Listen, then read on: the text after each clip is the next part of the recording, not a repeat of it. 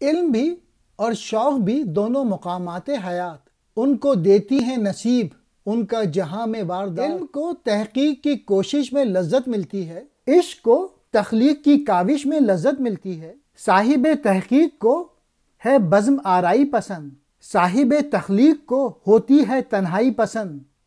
چشم موسیٰ نے جو چاہا تھا خدا کو دیکھنا، یہ کرشمہ بھی تھا سارا لذت تحقیق کا۔ علم اور شوق یعنی عشق دونوں زندگی کے مقامات میں سے ہیں۔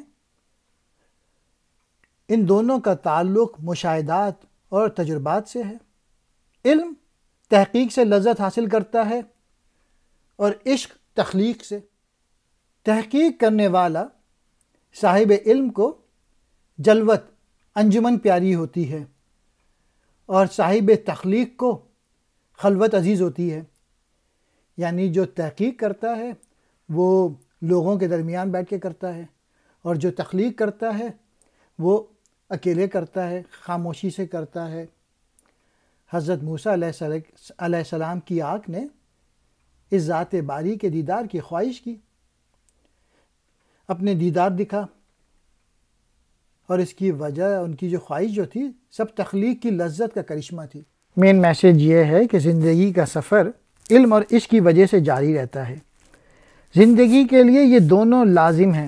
علم کے بغیر عشق اور عشق کے بغیر علم دونوں بے مقصد زندگی کا باعث بنتے ہیں۔ علم تحقیق سے لذت حاصل کرتا ہے جبکہ عشق تخلیق سے لذت، یعنی علم تحقیق کے عمل سے نئی نئی چیزیں یا باتیں دریافت کرتا ہے اور یہ عمل اس کے لیے لطف کا باعث بنتا ہے، جبکہ عشق نئے جہاں پیدا کر کے لطف اندوز ہوتا ہے۔